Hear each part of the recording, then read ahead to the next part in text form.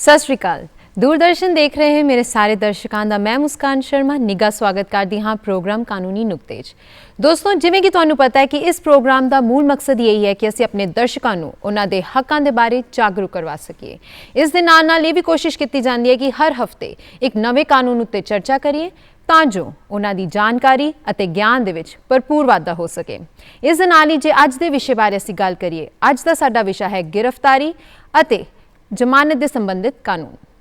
ਦੋਸਤੋ ਜਿਵੇਂ ਕਿ ਅਸੀਂ ਅੱਜ ਗੱਲ ਕਰਨ ਜਾ ਰਹੇ ਹਾਂ ਗ੍ਰਿਫਤਾਰੀ ਅਤੇ ਜ਼ਮਾਨਤ ਬਾਰੇ, ਇੱਕ ਵਿਅਕਤੀ ਨੂੰ ਜਿਹੜਾ ਗ੍ਰਿਫਤਾਰ ਹੋ ਚੁੱਕਾ ਹੈ ਉਹਦੇ ਕਾਫੀ ਅਧਿਕਾਰ ਦਿੱਤੇ ਗਏ ਨੇ ਸਾਡੇ ਕਾਨੂੰਨ ਦੇ ਵਿੱਚ ਤੇ ਉਹਨਾਂ ਅਧਿਕਾਰਾਂ ਬਾਰੇ ਅਸੀਂ ਬਹੁਤ ਵਿਸਤਾਰ ਦੇ ਵਿੱਚ ਗੱਲ ਕਰਾਂਗੇ। ਤੇ ਮੈਂ ਸਵਾਗਤ ਕਰਦੀ ਹਾਂ ਅੱਜ ਸਾਡੇ ਨਾਲ ਮੌਜੂਦ ਸਾਡੇ ਖਾਸ ਮਹਿਮਾਨ ਐਡਵੋਕੇਟ ਵਿਸ਼ਾਲ ਪਰੂਥੀ। ਸਰ ਮੈਂ ਤੁਹਾਡਾ ਬਹੁਤ ਬਹੁਤ ਸਵਾਗਤ ਕਰਦੀ ਹਾਂ। ਸਤਿ ਸ਼੍ਰੀ ਅਕਾਲ। ਸਤਿ ਸ਼੍ਰੀ ਅਕਾਲ। ਇਹ ਪਿਛਲੇ 20 ਸਾਲਾਂ ਤੋਂ ਸਾਡੇ ਕਾਨੂੰਨੀ ਪੇਸ਼ੇ ਦੇ ਵਿੱਚ ਕੰਮ ਕਰ ਰਹੇ ਨੇ ਤੇ ਮੈਂ ਸਰ ਦਾ ਬਹੁਤ ਬਹੁਤ ਸਵਾਗਤ ਕਰਦੀ ਹਾਂ। ਸ਼ੁਕਰੀਆ ਜੀ ਸਰ, ਜੇ ਅਸੀਂ ਆਪਣੀ ਵਾਰਤਾਲਾਪ ਨੂੰ ਅੱਗੇ ਵਧਾਈਏ, ਮੈਂ ਸਭ ਤੋਂ ਪਹਿਲੇ ਤੁਹਾਨੂੰ ਇਹੀ ਪੁੱਛਣਾ ਚਾਹੁੰਦੀ ਹਾਂ ਕਿ ਸਾਡੇ ਜਿਹੜੇ ਗ੍ਰਿਫਤਾਰੀ ਹੈ ਉਹਦੇ ਕਿਹੜੇ ਕਾਨੂੰਨ ਨੇ ਤੇ ਉਹਦੇ ਕੀ ਪ੍ਰਕਿਰਿਆ ਤੇ ਕੀ ਸੰਸ਼ੋਧਨ ਨੇ? ਬਹੁਤ ਵਧੀਆ ਸਵਾਲ ਕੀਤਾ ਤੁਸੀਂ। ਦੇਖੋ ਸਾਡੇ ਭਾਗ 5 ਸੈਕਸ਼ਨ 41 ਦੇ ਵਿੱਚ CRPC ਦੇ ਵਿੱਚ ਬੜੇ ਹੀ ਇਲੈਬੋਰੇਟਿਵ ਤਰੀਕੇ ਨਾਲ ਬੜੇ ਹੀ ਵਿਸਤਾਰ ਦੇ ਨਾਲ ਦੱਸਿਆ ਗਿਆ ਹੈ ਕਿ ਕਿਹੜਾ ਕਿਹੜਾ ਬੰਦਾ ਕਿਹੜੀ ਕਿਹੜੀ ਸੂਰਤ ਦੇ ਵਿੱਚ ਗ੍ਰਿਫਤਾਰ ਕੀਤਾ ਜਾ ਸਕਦਾ ਹੈ ਕਿਸੇ ਵੀ ਪੁਲਿਸ ਅਫਸਰ ਦੇ ਵੱਲੋਂ। ਜੀ ਇਹਦੇ ਵਿੱਚ ਸਭ ਤੋਂ ਪਹਿਲਾਂ ਤਾਂ ਇਹ ਦੱਸਿਆ ਗਿਆ ਹੈ ਕਿ ਜਿਹੜਾ ਪੁਲਿਸ ਅਫਸਰ ਦੀ ਹਾਜ਼ਰੀ ਦੇ ਵਿੱਚ ਕੋਈ ਵੀ ਕੋਈ ਵੀ ਅਫੈਂਸ ਹੁੰਦਾ ਹੈ ਤੇ ਉਹ ਉਸ ਬੰਦੇ ਨੂੰ ਉੱਥੋਂ ਗ੍ਰਿਫਤਾਰ ਕਰ ਸਕਦਾ ਹੈ। ਫਿਰ ਇਹਦੇ ਵਿੱਚ ਇਹ ਵੀ ਦੱਸਿਆ ਗਿਆ ਹੈ ਕਿ ਜਿਹੜਾ ਬੰਦੇ ਜਦੋਂ ਪੁਲਿਸ ਅਫਸਰ ਨੂੰ ਕੋਈ ਵੀ ਪੁਲਿਸ ਕੰਪਲੇਂਟ ਆਉਂਦੀ ਹੈ ਜਿਸ ਤੇ ਉਹ ਇਹ ਯਕੀਨੀ ਸਮਝਦਾ ਹੈ ਕਿ ਇਸ ਕੰਪਲੇਂਟ ਦੇ ਉੱਤੇ ਇਸ ਬੰਦੇ ਤੇ ਮੈਂ ਕੋਈ ਐਕਸ਼ਨ ਜਾਂ ਕੋਈ ਐਕਟ ਕਰਾਂ, ਉਸ ਬੰਦੇ ਨੂੰ ਉਹ ਉੱਥੇ ਅਰੈਸਟ ਕਰ ਸਕਦਾ ਕਿ ਇਹਦੇ ਤੇ ਇਹ ਅਫੈਂਸ ਬਣਦਾ ਹੈ, ਜਿਹੜੀ ਇਹ ਕਾਰਵਾਈ ਕਰਨੀ ਬਣਦੀ ਹੈਗੀ ਹੈ। ਉਸ ਤੋਂ ਬਾਅਦ ਉਹ ਇਹ ਸ਼ੋਰ ਕਰਦਾ ਹੈ ਕਿ ਸਾਨੂੰ ਜਿਹੜਾ ਇਹਦੇ ਵਿੱਚ ਮੈਨੂੰ ਇਹਦੀ ਅਰੈਸਟ ਦੀ ਤਾਂ ਜ਼ਰੂਰਤ ਹੈ ਕਿ ਤਾਂ ਕਿ ਇਹ ਕੋਈ ਹੋਰ ਅੱਗੇ ਜਿਹੜਾ ਹੈਗਾ ਕੋਈ ਹੋਰ ਅਫੈਂਸ ਨਾ ਕਰੇ। ਇਹ ਕੋਈ ਜਿਹੜੀ ਇਨਵੈਸਟੀਗੇਸ਼ਨ ਹੈ, ਜਿਹੜੀ ਪੁਲਿਸ ਦੀ ਅੱਗੇ ਜਾਂਚ ਹੈਗੀ ਹੈ, ਉਹਦੇ ਵਿੱਚ ਕੋਈ ਰੁਕਾਵਟ ਨਾ ਪੇਸ਼ ਕਰੇ, ਕੋਈ ਜਿਹੜੀ ਉਹਨਾਂ ਦੀਆਂ ਗਵਾਹੀਆਂ ਹੁੰਦੀਆਂ ਉਹਨਾਂ ਨੂੰ ਥ੍ਰੈਟਨ ਨਾ ਕਰੇ। ਤੇ ਇਹ ਇਸ ਕਰਕੇ ਵੀ ਗ੍ਰਿਫਤਾਰੀ ਕੀਤੀ ਜਾਂਦੀ ਹੈ ਕਿ ਇਹ ਬੰਦਾ ਪੁਲਿਸ ਦੇ ਜਿਹੜੇ ਆਪਣੀ ਗਵਾਹੀਆਂ ਦੇ ਵਿੱਚ ਜਦੋਂ ਲੋੜ ਪਵੇ ਇਹ ਕਿਤੇ ਭੱਜ ਨਾ ਜਾਵੇ।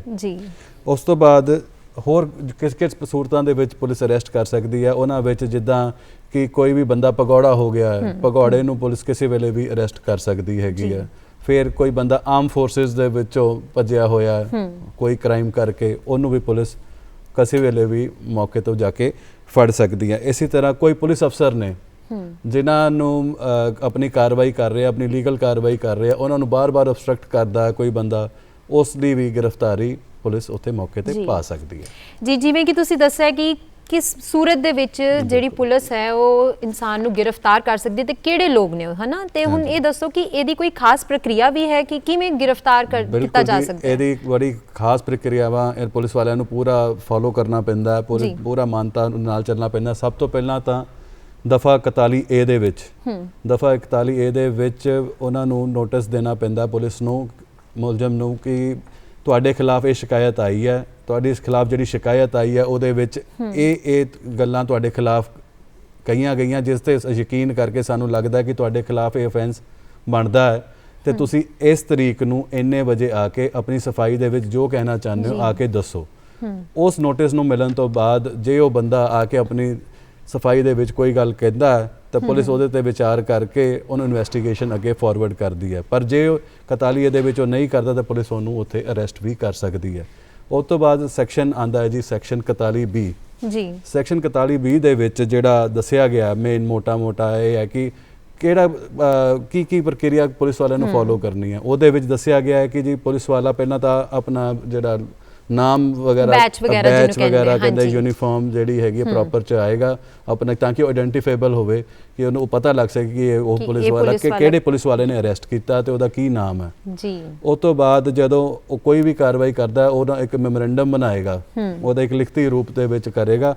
ਜਿਹੜਾ ਬੰਦਾ ਅਰੈਸਟ ਕਰ ਰਿਹਾ ਉਹਦੇ ਸਿਗਨੇਚਰਸ ਉਹਦੇ ਤੇ ਉਹਦੇ ਸਾਈਨ ਲਏ, ਹਸਤਾਖਰ ਲਏਗਾ ਉਹਦੇ ਤੇ ਨਾਲ ਦੀ ਨਾਲ ਉਹਦੇ ਕੋਈ ਵੀ ਰਿਸ਼ਤੇਦਾਰ ਜਾਂ ਕੋਈ ਉਹਦਾ ਕਲੋਜ਼ ਪਰਸਨ ਜਿਹੜਾ ਹੈਗਾ ਉਹਦੇ ਵੀ ਸਾਈਨ ਨਾਲ ਕਰਾਏ ਜਾਂਦੇ ਆ ਤੇ ਉਹਨਾਂ ਨੂੰ ਇਨਫੋਰਮ ਕੀਤਾ ਜਾਂਦਾ ਹੈ ਕਿ ਜੇ ਅਰੈਸਟ ਪਾਣੀ ਹੈ ਤੇ ਤੁਹਾਨੂੰ ਅਸੀਂ ਇਸ ਰਿਸ਼ਤੇਦਾਰ ਨੂੰ ਅਸੀਂ ਇਨਫੋਰਮ ਕਰ ਦਿੱਤਾ ਜੀ। ਉਸ ਤੋਂ ਬਾਅਦ 41C ਦਫਾ ਆਉਂਦੀ ਹੈ, ਉਹਦੇ ਵਿੱਚ ਦੱਸਿਆ ਜਾਂਦਾ ਕਿ ਕਿੱਥੇ ਕਿੱਥੇ ਇਹ ਚੀਜ਼ਾਂ ਨੂੰ ਤੁਸੀਂ ਦਰਸਾਉਣਾ ਹੈਗਾ, ਜਿਹਦਾ ਕੰਟਰੋਲ ਰੂਮ ਹੈਗੇ ਆ, ਸਟੇਟ ਦਾ ਕੰਟਰੋਲ ਰੂਮ ਹੈ, ਡਿਸਟ੍ਰਿਕਟ ਕੰਟਰੋਲ ਰੂਮ ਹੈ, ਉੱਥੇ ਨੋਟਿਸ ਬੋਰਡ ਦੇ ਉੱਤੇ ਦੱਸਣਾ ਪੈਂਦਾ ਹੈ ਕਿ ਇਹ ਬੰਦਾ ਅਰੈਸਟ ਕੀਤਾ ਤੇ ਇਸ ਬੰਦੇ ਨੇ, ਇਸ ਪੁਲਿਸ ਵਾਲੇ ਨੇ ਉਹਨੂੰ ਇਸ ਧਾਰਾ ਦੇ ਵਿੱਚ ਅਰੈਸਟ ਕੀਤਾ, ਤਾਂ ਕਿ ਉਹ ਰੈਡੀ ਇਨਫੋਰਮੇਸ਼ਨ ਜਿਹੜੀ ਹੈਗੀ ਹੈ ਉਹ ਸਾਰਿਆਂ ਕੋਲ ਅਵੇਲੇਬਲ ਹੋ ਸਕੇ।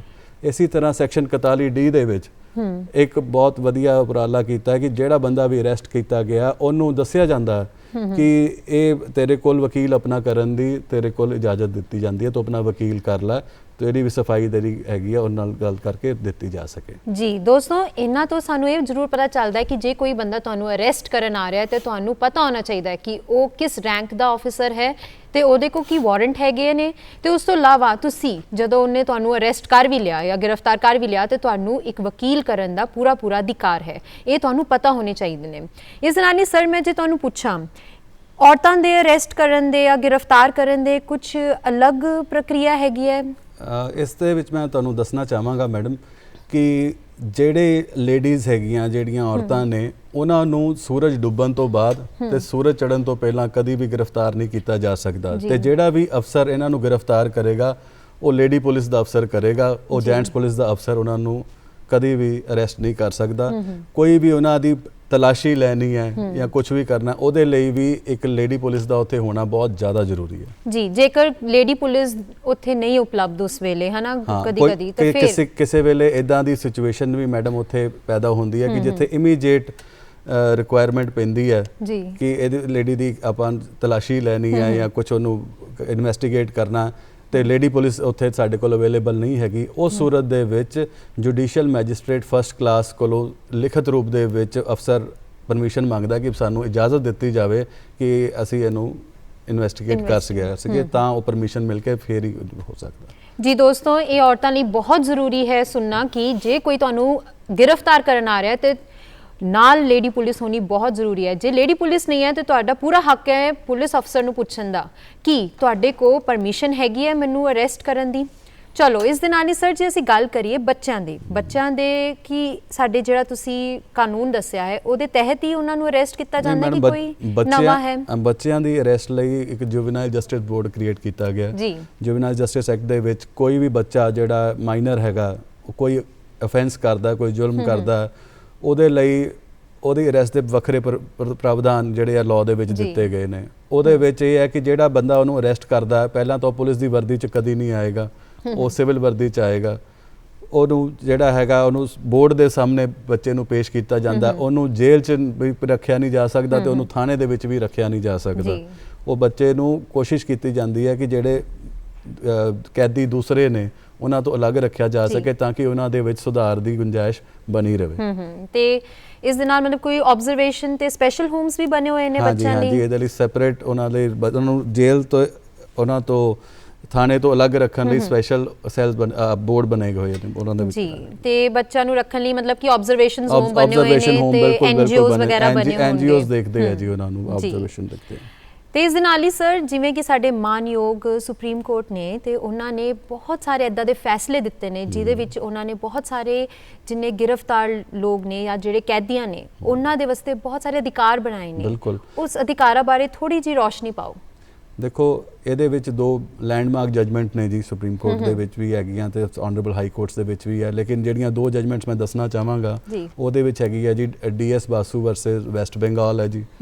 ਉਹਦੇ ਵਿੱਚ ਸੈਕਸ਼ਨ 41B ਦਾ ਪੂਰਾ ਵੇਰਵਾ ਦਿੱਤਾ ਗਿਆ ਕਿ ਬੰਦਾ ਜਿਹੜਾ ਪੁਲਿਸ ਅਫਸਰ ਆਏਗਾ ਉਹ ਕਿਸ ਤਰ੍ਹਾਂ ਆ ਕੇ ਅਰੈਸਟ ਪਾਏਗਾ, ਯੂਨੀਫਾਰਮ 'ਚ ਆਏਗਾ, ਆਪਣਾ ਨਾਮ ਦਰਸਾਏਗਾ, ਉਸ ਤੋਂ ਬਾਅਦ ਉਹਦਾ ਮੈਮੋਰੈਂਡਮ ਬਣਾਏਗਾ, ਉਹਦੇ ਸਿਗਨੇਚਰਸ ਕਰਵਾਏਗਾ, ਉਹਦੇ ਰਿਸ਼ਤੇਦਾਰ ਦੇ ਸਿਗਨੇਚਰਸ ਕਰਵਾਏਗਾ ਤਾਂ ਕਿ ਪੂਰੀ ਟਰਾਂਸਪੇਰੈਂਸੀ, ਪਾਰਦਰਸ਼ਿਤਾ ਬਣੀ ਰਹੇ ਜੀ, ਉਹਨਾਂ ਨੂੰ ਪਤਾ ਹੋਵੇ ਕਿ ਕਿਸ ਤਰ੍ਹਾਂ। ਇਸੇ ਤਰ੍ਹਾਂ ਇੱਕ Karnesh Kumar versus state of Bihar judgment ਹੈਗੀ ਹੈ ਸੁਪਰੀਮ ਕੋਰਟ ਦੀ, ਸਾਡੇ ਆਨਰੇਬਲ ਸੁਪਰੀਮ ਕੋਰਟ ਦੀ ਜਜਮੈਂਟ ਹੈ। ਆਨਰੇਬਲ ਸੁਪਰੀਮ ਕੋਰਟ ਨੇ ਉਹਦੇ ਵਿੱਚ ਹੋਲਡ ਕੀਤਾ ਹੈ ਕਿ ਜੇ ਕੋਈ 498A ਜਿਹੜਾ ਡੋਰੀ ਦੇ ਨਾਲ ਰਿਲੇਟਡ ਕੋਈ ਵੀ ਸੈਕਸ਼ਨ ਦੇ ਵਿੱਚ ਕੋਈ ਕੰਪਲੇਂਟ ਆਂਦੀ ਹੈ, ਉਹਦੇ ਵਿੱਚ ਜਾਂ ਉਹਦੇ ਨਾਲ ਰਿਲੇਟਡ ਕੇਸਿਸ ਦੇ ਵਿੱਚ ਦੂਸਰੇ ਪਰਸਨ ਨੂੰ 41A ਦੇ ਵਿੱਚ ਨੋਟਿਸ ਦੇਣਾ ਬਹੁਤ ਜ਼ਿਆਦਾ ਜ਼ਰੂਰੀ ਹੈ। ਜੇ ਉਹ ਤੁਸੀਂ ਨੋਟਿਸ ਨਹੀਂ ਦਿੰਦੇ ਤਾਂ ਪੁਲਿਸ ਦੀ ਉਹ ਕਾਰਵਾਈ ਨੂੰ ਸਹੀ ਨਹੀਂ ਮੰਨਿਆ ਜਾਂਦਾ ਤੇ ਇੱਕ ਬੇਲ ਦਾ ਰਾਈਟ ਉਹਦੇ ਵਿੱਚ ਅਕਰੂ ਹੋ ਜਾਂਦਾ। ਜੀ ਜੇ ਇਸ ਦੇ ਨਾਲ ਹੀ ਅਸੀਂ ਗੱਲ ਕਰੀਏ, ਬਹੁਤ ਸਾਰੇ ਇੱਦਾਂ ਦੇ ਲੋਕ ਨੇ ਜਿਨ੍ਹਾਂ ਨੂੰ ਮਤਲਬ ਜ਼ਮਾਨਤ ਨਹੀਂ ਮਿਲਦੀ ਹੈ ਹਨਾ, ਤੇ ਉਹ ਉਹਨਾਂ ਦੇ ਕੇਸ ਵੀ ਅੰਡਰ ਟ੍ਰਾਇਲ ਚੱਲ ਰਹੇ ਹੁੰਦੇ ਨੇ ਤੇ ਉਹ ਜੇਲ੍ਹਾਂ 'ਚ ਹੀ ਬੈਠੇ ਹੋਏ ਨੇ ਹਨਾ, ਇੰਨੀ ਤਾਂ ਉਹਨਾਂ ਦੀ ਪਨਿਸ਼ਮੈਂਟ ਵੀ ਨਹੀਂ ਹੈਗੀ ਜਿੰਨੇ ਉਹ ਸਾਲ ਜੇਲ੍ਹ 'ਚ ਗੁਜ਼ਾਰ ਦਿੰਦੇ। ਉਹਨਾਂ ਲੋਕਾਂ ਲਈ ਕੀ ਹੈ? ਜਿੱਦਾਂ ਤੁਸੀਂ ਦੱਸਿਆ ਕਿ ਅੰਡਰ ਟ੍ਰਾਇਲ ਪ੍ਰਿਜ਼ਨਰਸ ਦੇ ਕੀ ਰਾਈਟ ਨੇ। ਅੰਡਰ ਟ੍ਰਾਇਲ ਪ੍ਰਿਜ਼ਨਰ ਦਾ ਪਹਿਲਾ ਤਾਂ ਇਹ ਹੈ ਕਿ ਜਿੱਦਾਂ ਕਿ ਕਿਸੇ ਪ੍ਰਿਜ਼ਨਰ ਦੀ, ਕਿਸੇ ਵੀ ਮੁਲਜ਼ਮ ਦੀ ਸਜ਼ਾ ਜਿਹੜੀ ਕਰੀਬਨ 2 ਸਾਲ ਬਣਦੀ ਹੈ ਤੇ ਉਹਨੂੰ 1 ਸਾਲ ਹੋ ਗਿਆ ਹਲੇ ਉਹਨੂੰ ਜ਼ਮਾਨਤ ਨਹੀਂ ਮਿਲੀ ਤੇ 1 ਸਾਲ 1 ਦਿਨ ਹੋਣ ਤੇ ਉਹਦੇ ਜ਼ਮਾਨਤ ਦਾ ਰਾਈਟ ਅਕਰੂ ਹੋ ਜਾਂਦਾ। ਉਹ ਕਹਿ ਸਕਦਾ ਕਿ ਮੇਰੀ ਅੱਧੀ ਤੋਂ ਜ਼ਿਆਦਾ ਜਿਹੜੀ ਹੈਗੀ ਹੈ ਸਜ਼ਾ ਜਿਹੜੀ ਮੇਰੀ ਬਣਦੀ ਹੈ ਉਹ ਮੈਂ ਭੋਗ ਚੁੱਕਾ ਤੇ ਮੈਨੂੰ ਉਹਦੇ 'ਚ ਜ਼ਮਾਨਤ ਦਾ ਰਾਈਟ ਦਿੱਤਾ ਜਾਵੇ। ਇਹਦੇ ਵਿੱਚ ਇਹ ਵੀ ਦੱਸਣਯੋਗ ਹੈ ਕਿ ਜੇ 2 ਸਾਲ ਦੀ ਜਿਵੇਂ ਸਜ਼ਾ, ਇੱਕ ਐਗਜ਼ਾਮਪਲ ਦੇ ਤੌਰ ਤੇ ਮੈਂ ਤੁਹਾਨੂੰ ਦੱਸਦਾ ਕਿ 2 ਸਾਲ ਦੀ ਸਜ਼ਾ ਉਹ ਆਲਰੇਡੀ ਅੰਦਰ ਭੋਗ ਚੁੱਕਾ ਵੀ ਜ਼ਮਾਨਤ ਨਹੀਂ ਕਰਾਂਦਾ, ਉਸ ਤੋਂ ਬਾਅਦ ਉਹ ਅੰਡਰਗੋਨ ਮੰਨ ਕੇ ਉਹਨੂੰ ਬਰੀ ਕਰ ਦਿੱਤਾ ਜੀ। ਤੇ ਇਸ ਦੇ ਨਾਲ ਹੀ ਜਾਂਦਾ, ਬਰੀ ਨਹੀਂ ਛੱਡ ਦਿੱਤਾ ਹਾਂਜੀ। ਤੇ ਜੇ ਕੋਈ 10 ਸਾਲ ਦਾ ਕਿਸੇ ਨੇ ਕੋਈ ਜੁਰਮ ਕੀਤਾ ਹੈ ਉਸ ਤੋਂ ਜ਼ਿਆਦਾ ਤੇ ਉਸ ਦੇ ਲਈ ਵੀ ਅੱਧੀ ਜੇਲ੍ਹ ਕੱਟਣ ਤੋਂ ਬਾਅਦ ਉਹਨਾਂ ਨੂੰ ਛੱਡ ਦਿੱਤਾ ਜਾਂਦਾ ਹੈ? ਕਿਵੇਂ, ਮਤਲਬ ਜਿੱਦਾਂ ਤੁਸੀਂ ਕਿਹਾ ਕਿ ਕਿਸੇ ਇਨਸਾਨ ਨੇ 2 ਸਾਲ ਦੀ ਉਹਦੀ ਪਨਿਸ਼ਮੈਂਟ ਹੈ ਹਨਾ? ਨਹੀਂ, ਇਹਦੇ 'ਚ ਮੈਂ ਉਹੀ ਦੱਸਾਂਗਾ, ਅੰਡਰ ਟ੍ਰਾਇਲ ਦੇ ਵਿੱਚ ਅੱਧੀ ਤੋਂ ਜਿਹੜੀ ਹਾਫ ਹੈਗੀ ਹੈ ਉਨੀ ਤਾਂ ਉਹਨੂੰ ਕਰਨੀ ਹੀ ਪੈਂਦੀ ਹੈ, ਉਸ ਤੋਂ ਬਾਅਦ ਹੀ ਬੇਲ ਦਾ ਰਾਈਟ ਉਹਨੂੰ ਅਕਰੂ ਹੁੰਦਾ ਜੀ। ਤੇ ਇਸ ਨਾਲ ਹੀ ਜੇ ਗੱਲ ਕਰੀਏ ਫੌਜਦਾਰੀ ਤੇ ਦੀਵਾਨੀ ਕੇਸਾਂ ਦੇ ਗ੍ਰਿਫਤਾਰੀ ਬਾਰੇ, ਤੇ ਇਹਨਾਂ ਦੋਨਾਂ ਦੇ ਵਿੱਚ ਕੀ ਅੰਤਰ ਹੈ?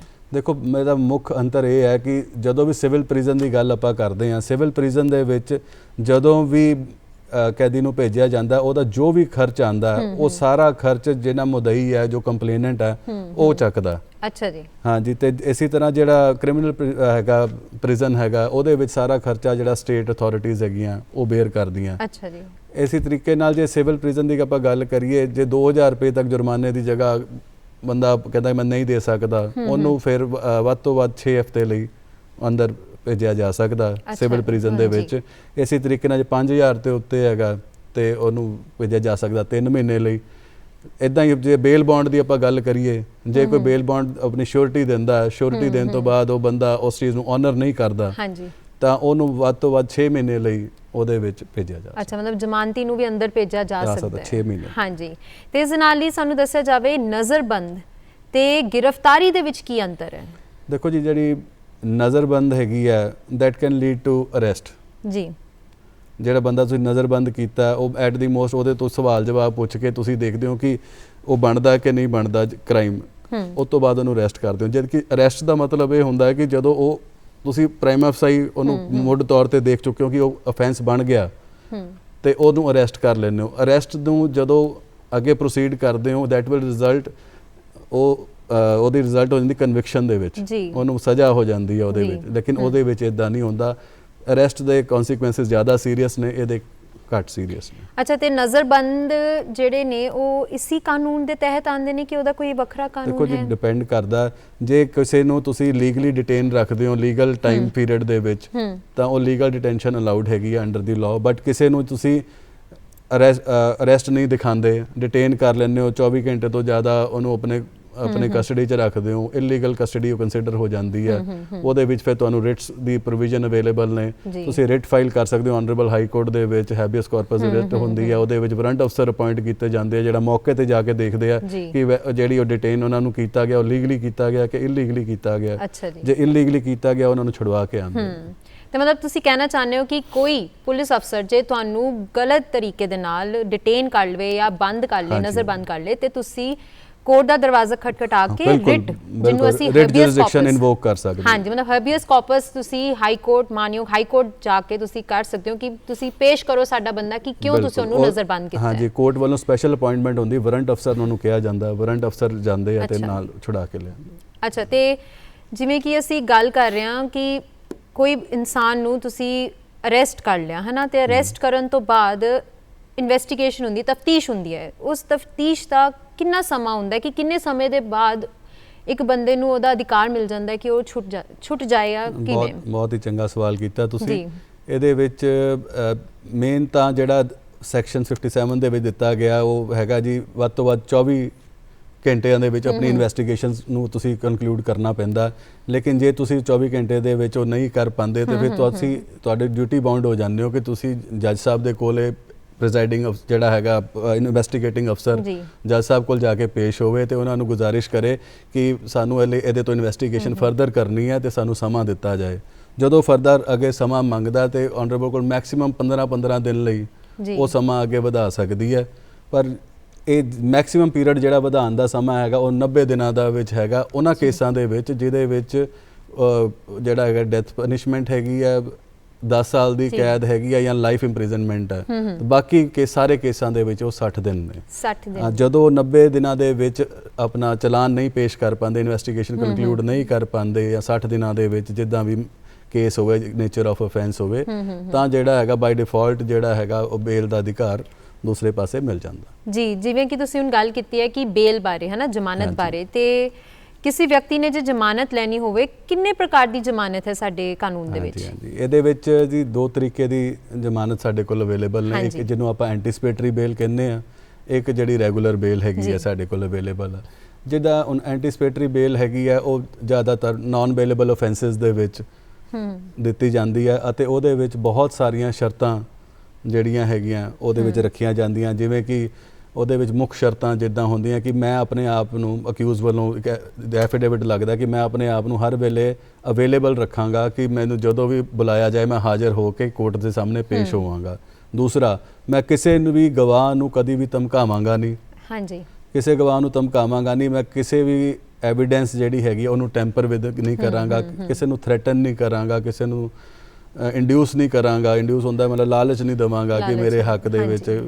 ਫਿਰ ਮੈਂ ਕਦੀ ਵੀ ਆਪਣਾ ਜਿਹੜਾ ਹੈਗਾ ਕੰਟਰੀ ਛੱਡ ਕੇ ਬਾਹਰ ਨਹੀਂ ਜਾਵਾਂਗਾ ਬਿਨਾਂ ਪਰਮਿਸ਼ਨ ਲਏ। ਹਾਂਜੀ, ਇਸ ਦੇ ਨਾਲ ਹੀ ਜੇ ਮੈਂ ਪੁੱਛਾਂ ਕਿ ਜਿਵੇਂ ਕਿ ਕਿਹਾ ਕਿ ਤੁਸੀਂ ਦੇਸ਼ ਛੱਡ ਕੇ ਨਹੀਂ ਜਾ ਸਕਦੇ, ਪਹਿਲੇ ਤਾਂ ਹੁੰਦਾ ਸੀਗਾ ਕਿ ਪਾਸਪੋਰਟ ਹੀ ਜ਼ਬਤ ਕਰ ਲਿੱਤੇ ਜਾਂਦੇ ਸੀ ਪੁਲਿਸ ਅਫਸਰ। ਹੁਣ ਮੈਡਮ ਬਹੁਤ ਸਾਰੀਆਂ ਜਜਮੈਂਟਸ ਆ ਗਈਆਂ, ਉਹਨਾਂ ਵਿੱਚ ਮਾਨਯੋਗ ਅਦਾਲਤਾਂ ਨੇ, ਹਾਈ ਕੋਰਟ, ਸੁਪਰੀਮ ਕੋਰਟ ਨੇ ਕਿਹਾ ਕਿ ਜਿਹੜਾ ਇਹਨਾਂ ਦਾ ਪਾਸਪੋਰਟ ਜ਼ਬਤ ਨਹੀਂ ਕਰਨਾ, ਲੇਕਿਨ ਇਹ ਜਦੋਂ ਵੀ ਬਾਹਰ ਜਾਣ ਪਰਮਿਸ਼ਨ ਲੈ ਕੇ ਜਾਣ। ਅੱਛਾ ਜੀ। ਤੇ ਜਿਵੇਂ ਕਿ ਤੁਸੀਂ ਬੇਲਾਂ ਦੇ ਕਾਫੀ ਕਿਸਮਾਂ ਬਾਰੇ ਗੱਲ ਕਰ ਰਹੇ ਸੀ, ਇੱਕ ਐਂਟੀਸਿਪੇਟਰੀ ਬੇਲ ਜਿਵੇਂ ਕਿ ਤੁਸੀਂ ਕਿਹਾ, ਉਸਦੇ ਕੀ ਸ਼ਰਤਾਂ ਨੇ? ਐਂਟੀਸਿਪੇਟਰੀ ਬੇਲ ਦੀਆਂ ਸ਼ਰਤਾਂ ਮੈਂ ਜਿੱਦਾਂ ਤੁਹਾਨੂੰ ਦੱਸੀਆਂ, ਮੁੱਖ ਸ਼ਰਤਾਂ ਉਹੀ ਨੇ ਕਿ ਮੈਂ ਜਿਹੜਾ ਹੈਗਾ ਆਪਣੇ ਆਪ ਨੂੰ ਅਵੇਲੇਬਲ ਰੱਖਾਂਗਾ, ਜਦੋਂ ਵੀ ਮੈਨੂੰ ਹਾਜ਼ਰੀ ਤੇ ਬੁਲਾਇਆ ਜਾਏਗਾ ਮੈਂ ਅਵੇਲੇਬਲ ਰਹਾਂਗਾ। ਇਸੇ ਤਰੀਕੇ ਨਾਲ ਮੈਂ ਕੋਈ ਐਵੀਡੈਂਸ ਨੂੰ ਟੈਂਪਰ ਨਹੀਂ ਕਰਾਂਗਾ, ਮੈਂ ਕਿਸੇ ਨੂੰ ਥ੍ਰੈਟਨ ਨਹੀਂ ਕਰਾਂਗਾ ਗਵਾਹ ਨੂੰ, ਮੈਂ ਉਹਨਾਂ ਨੂੰ ਇੰਡਿਊਸ ਨਹੀਂ ਕਰਾਂਗਾ, ਲਾਲਚ ਨਹੀਂ ਦੇਵਾਂਗਾ ਤੇ ਮੈਂ ਮੁਲਕ ਛੱਡ ਕੇ ਨਹੀਂ ਜਾਊਂਗਾ ਬਾਹਰ। ਇਹ ਐਂਟੀਸਿਪੇਟਰੀ ਬੇਲ ਦੀ ਇੱਕ ਖਾਸੀਅਤ ਇਹ ਹੈ ਕਿ ਇਹ ਤੁਸੀਂ ਬੇਲ ਕਿਸੇ ਵੀ ਸਸਪੀਸ਼ਨ ਤੇ ਕਿ ਤੁਹਾਨੂੰ ਲੱਗਦਾ ਕਿ ਮੈਨੂੰ ਕਿਸੇ ਗਲਤ ਕੇਸ ਦੇ ਵਿੱਚ ਫਸਾਇਆ ਜਾ ਰਿਹਾ, ਤੁਸੀਂ ਉਹ ਲਗਾ ਸਕਦੇ ਹੋ। ਉਹ ਤੁਸੀਂ ਅਰੈਸਟ ਹੋਣ ਤੋਂ ਪਹਿਲਾਂ ਇੱਕ ਰਾਈਟ ਤੁਹਾਡੇ ਕੋਲ ਅਵੇਲੇਬਲ ਹੈ ਜਿਹਨੂੰ ਆਪਾਂ ਐਂਟੀਸਿਪੇਟਰੀ ਬੇਲ ਕਹਿੰਦੇ ਕਿ ਆਈ ਐਂਟੀਸਿਪੇਟ, ਮੈਨੂੰ ਲੱਗਦਾ ਕਿ ਮੈਂ ਇਸ ਕੇਸ 'ਚ ਗਲਤ ਤੌਰ ਤੇ ਅਰੈਸਟ ਹੋ ਸਕਦਾ ਤੇ ਮੈਂ ਆਪਣੀ ਇਨੋਸੈਂਸ ਦਿਖਾ ਕੇ ਕੋਰਟ ਨੂੰ ਕਿ ਮੈਂ ਇਸ ਕੇਸ 'ਚ ਇਨੋਸੈਂਟ ਹਾਂ ਤੇ ਮੈਨੂੰ ਬੇਲ ਮਿਲ ਜਾਂਦੀ ਹੈ। ਤੇ ਉਸ ਤੋਂ ਬਾਅਦ ਮੈਂ ਟਰਾਇਲ ਨੂੰ ਫੇਸ ਕਰ ਸਕਦਾ, ਮੈਂ ਇਨਵੈਸਟੀਗੇਸ਼ਨ ਵੀ ਜੁਆਇਨ ਕਰ ਸਕਦਾ। ਜੇ ਇਨਵੈਸਟੀਗੇਸ਼ਨ ਹਾਲੇ FIR ਨਹੀਂ ਹੋਈ, ਇਨਵੈਸਟੀਗੇਸ਼ਨ ਪ੍ਰੋਸੈਸ ਦੇ ਵਿੱਚ ਹੈ, ਪਰ ਕੇਸ ਮੇਰਾ ਨਾਨ ਬੇਲੇਬਲ ਦੇ ਵਿੱਚ ਪੈਂਦਾ, ਮੈਂ ਉੱਥੇ ਜਾ ਕੇ ਆਪਣੀ ਬੇਲ ਦਾ ਰਾਈਟ ਐਕਸਰਸਾਈਜ਼ ਕਰਕੇ ਉਹਨਾਂ ਕੋਲ ਆਪਣਾ ਬਿਆਨ ਦਰਜ ਕਰਾ ਸਕਦਾ। ਨਹੀਂ ਤਾਂ ਅਦਰਵਾਈਜ਼ ਜੇ ਮੈਂ ਬਿਨਾਂ ਬੇਲ ਕਰਾਏ ਨਾਨ ਬੇਲੇਬਲ ਅਫੈਂਸ ਦੇ ਵਿੱਚ ਜਾਵਾਂਗਾ ਤੇ ਉਹ ਮੈਨੂੰ ਪੁਲਿਸ ਵਾਲੇ ਅਰੈਸਟ ਵੀ ਕਰ ਸਕਦੇ ਨੇ। ਜੀ, ਜਿਵੇਂ ਕਿ ਤੁਸੀਂ ਗੱਲ ਕੀਤੀ ਹੈ ਬੇਲੇਬਲ ਤੇ ਨਾਨ ਬੇਲੇਬਲ ਅਫੈਂਸ, ਹੈ ਨਾ, ਤੇ ਇਹਨਾਂ ਦੀ ਬੇਲ ਵੀ ਵੱਖਰੀ ਹੁੰਦੀ ਹੈ? ਦੇਖੋ ਮੈਡਮ, ਜਿਹੜਾ ਤਾਂ ਬੇਲੇਬਲ ਅਫੈਂਸ ਹੈ ਉਹਦੇ ਵਿੱਚ ਤਾਂ ਜਿਹੜਾ ਪੁਲਿਸ ਮੁਖੀ ਹੈ ਉਹਦੇ ਕੋਲ ਵੀ ਇਖਤਿਆਰ ਦਿੱਤੇ ਗਏ ਨੇ ਕਿ ਤੁਸੀਂ ਉੱਥੇ ਜ਼ਮਾਨਤ ਲੈ ਲਓ, ਉੱਥੇ ਬੇਲ ਬੌਂਡ ਉਹਨਾਂ ਦੇ ਫਰਨਿਸ਼ ਕਰਾ ਲਓ। ਉਹਨਾਂ ਦਾ ਫਿਰ ਬੇਲ ਬੌਂਡ ਫਰਨਿਸ਼ ਕਰਾ ਕੇ ਉਹਨਾਂ ਨੂੰ ਅਸੀਂ ਉੱਥੇ ਮੌਕੇ ਤੇ ਛੱਡ ਸਕਦੇ ਹਾਂ। ਪਰ ਜਿੱਥੇ ਕੇਸ ਆਂਦਾ ਨਾਨ ਬੇਲੇਬਲ ਦਾ, ਉੱਥੇ ਤਾਂ ਪੁਲਿਸ ਵਾਲਿਆਂ ਦੇ ਕੋਲ ਜੇ ਬੰਦਾ ਮੌਜੂਦ ਹੈ ਤੇ ਉਹਨਾਂ ਨੂੰ ਉੱਥੇ ਅਰੈਸਟ ਕਰਨਾ ਪੈਂਦਾ ਤੇ ਅਰੈਸਟ ਕਰਨ ਤੋਂ ਬਾਅਦ ਉਹਨਾਂ ਕੋਲ ਰੈਗੂਲਰ ਬੇਲ ਲਾਉਣ ਦਾ ਜਿਹੜਾ ਹੈਗਾ ਇਖਤਿਆਰ ਰਹਿੰਦਾ। ਜੀ, ਤੇ ਜਿੱਦਾਂ ਐਂਟੀਸਿਪੇਟਰੀ ਬੇਲ 'ਚ ਤੁਸੀਂ ਗੱਲ ਕੀਤੀ ਕਿ ਤੁਸੀਂ ਤੁਹਾਡੇ ਤੇ FIR ਕੱਟਣ ਤੋਂ ਪਹਿਲਾਂ ਹੀ ਤੁਸੀਂ ਬੇਲ ਲੈ ਸਕਦੇ ਹੋ, ਹੈ ਨਾ, ਤੇ ਜਦ ਕੋਰਟ ਦੇ ਵਿੱਚ ਕੇਸ ਪਹੁੰਚ ਗਿਆ, ਹੈ ਨਾ, ਤੇ ਉਸ ਤੋਂ ਬਾਅਦ ਵੀ ਤੁਸੀਂ ਬੇਲ ਉੱਥੇ ਬੇਲ ਦੁਆਰਾ ਲਾਣੀ ਪੈਂਦੀ ਹੈ? ਇਹਨੂੰ ਲੇਮਨ ਲੈਂਗੁਏਜ 'ਚ ਕਹਿੰਦੇ ਪਹਿਲਾਂ ਜ਼ਮਾਨਤ ਕੱਚੀ ਹੁੰਦੀ ਹੈ, ਉਸ ਤੋਂ ਬਾਅਦ ਉੱਥੇ ਇੱਕ ਰੈਗੂਲਰ ਬੇਲ ਬੌਂਡ ਕੋਰਟ ਮੋਰੇ ਵੀ ਅਸੀਂ ਪੇਸ਼ ਕਰਦੇ ਹਾਂ। ਉੱਥੇ ਕੋਰਟ ਗਵਾਹਾਂ ਦੇ ਹਾਜ਼ਰੀ ਦੇ ਵਿੱਚ ਉਹ ਜ਼ਮਾਨਤੀ, ਉਹ ਕੋਰਟ ਦੀ ਮਰਜ਼ੀ ਹੈ ਕੋਈ ਇੱਕ ਜ਼ਮਾਨਤ ਲਵੇ ਜਾਂ 2 ਸ਼ੋਰਟੀਜ਼ ਲੈ ਲਵੇ, ਉਹ ਬੇਲ ਬੌਂਡਸ ਉਹਨਾਂ ਦੀ ਕੋਰਟ ਦੀ ਸੈਟਿਸਫੈਕਸ਼ਨ ਦੇ ਜੋ ਅਮਾਊਂਟ ਦੇ ਉਹ ਕਹਿੰਦੇ ਆ ਉਹ ਬੇਲ ਬੌਂਡ ਉੱਥੇ ਦਿੱਤੇ ਜਾਂਦੇ ਆ। ਠੀਕ ਹੈ, ਤੇ ਜੇ ਗੱਲ ਕਰੀਏ ਅਸੀਂ ਇੱਕ ਇੰਡੀਜੈਂਟ ਪਰਸਨ ਜਿਹਨੂੰ ਅਸੀਂ ਕੰਗਾਲ ਵਿਅਕਤੀ ਕਹਿੰਦੇ ਹਾਂ ਕਿ ਜਿਹਦੇ ਕੋਲ ਕੋਈ ਪੈਸਾ ਨਹੀਂ ਹੈ ਕਿ ਉਹ ਜ਼ਮਾਨਤ ਦੇ ਸਕੇ ਜਾਂ ਜ਼ਮਾਨਤੀ ਲਿਆ ਸਕੇ, ਇਸ ਪੂਰੇ ਕੇਸ ਦੇ ਵਿੱਚ ਸਾਡੀਆਂ ਅਦਾਲਤਾਂ ਕੀ ਕਰਦੀਆਂ ਨੇ? ਦੇਖੋ ਮੈਡਮ, ਪਹਿਲਾਂ ਸਾਨੂੰ ਸਮਝਣਾ ਪਏਗਾ ਇੰਡੀਜੈਂਟ ਪਰਸਨ ਹੁੰਦਾ ਕੀ ਹੈ। ਇੰਡੀਜੈਂਟ ਪਰਸਨ ਜਿਹੜਾ CRPC ਦੇ ਅਕੋਰਡਿੰਗ, ਜ਼ਮਾਨਤ ਦੇ ਅਕੋਰਡਿੰਗ ਉਹ ਹੁੰਦਾ ਹੈ ਕਿ ਜਿਹੜਾ 6 ਦਿਨਾਂ ਦੇ ਵਿੱਚ ਕੰਜ਼ੈਕਟਿਵਲੀ ਅਰੈਸਟ ਹੋਣ ਤੋਂ ਬਾਅਦ ਆਪਣੀ ਜ਼ਮਾਨਤ ਨਹੀਂ ਦੇ ਪਾਇਆ ਜੀ, ਉਸ ਸੂਰਤ ਦੇ ਵਿੱਚ ਜਿਹੜਾ 6 ਦਿਨਾਂ 'ਚ ਨਹੀਂ ਦੇ ਪਾਇਆ ਉਹਨੂੰ ਇੰਡੀਜੈਂਟ ਪਰਸਨ ਦਾ ਨਾਮ ਦਿੱਤਾ ਜਾਂਦਾ ਤੇ ਉਹਦੇ ਕੋਲੋਂ ਪਰਸਨਲ ਬੇਲ ਬੌਂਡ ਦੇ ਉੱਤੇ ਆਪਣੇ ਕਿ ਮੈਂ ਆਪਣੀ ਜ਼ਮਾਨਤ ਆਪ ਦਿੰਦਾ ਬਿਨਾਂ ਕਿਸੇ ਛੋਟੀ ਤੋਂ ਉਹਨੂੰ ਅਲਾਉ ਕਰ ਦਿੱਤਾ ਜਾਂਦਾ ਤੇ ਕਰ ਲਾ। ਪਰ ਜਿੱਥੇ ਉਹਦੇ ਕੋਲ ਕੇਸ ਦਾ ਟਰਾਇਲ ਲੜਨ ਲਈ ਵੀ ਪੈਸਾ ਹੈ ਨਹੀਂ, ਬੰਦਾ ਬਹੁਤ ਗਰੀਬ ਹੈ, ਉਹਨੂੰ ਡਿਸਟ੍ਰਿਕਟ ਲੀਗਲ ਸਰਵਿਸ ਅਥਾਰਟੀ ਵੱਲੋਂ ਵਕੀਲ ਵੀ ਉਪਲਬਧ ਕਰਾਇਆ ਜਾਂਦਾ ਫ੍ਰੀ ਆਫ ਕਾਸਟ, ਬਿਨਾਂ ਉਹਦੇ ਤੋਂ ਕੋਈ ਪੈਸਾ ਚਾਰਜ ਕੀਤੇ ਉਹ ਉੱਥੋਂ ਲੈ ਕੇ ਆਪਣਾ ਕਾਰਵਾਈ ਕਰਦਾ। ਜੀ, ਇੱਕ ਜ਼ਮਾਨਤੀ ਦੇ ਕਿਹੜੇ ਅਧਿਕਾਰ ਹੁੰਦੇ ਨੇ ਕਿ ਜਦੋਂ ਜ਼ਮਾਨਤ ਦੇ ਦਿੰਦਾ, ਇਹ ਤਾਂ ਹੈ ਨਹੀਂ ਕਿ ਉਹ ਸਾਰੀ ਜ਼ਿੰਦਗੀ ਲਈ ਜ਼ਮਾਨਤੀ ਬਣ ਜਾਂਦਾ ਹੈ। ਇਸ ਤਰ੍ਹਾਂ ਹੈ ਕਿ ਜ਼ਮਾਨਤੀ ਦੇ ਵੀ ਬਹੁਤ ਇਖਤਿਆਰ ਨੇ।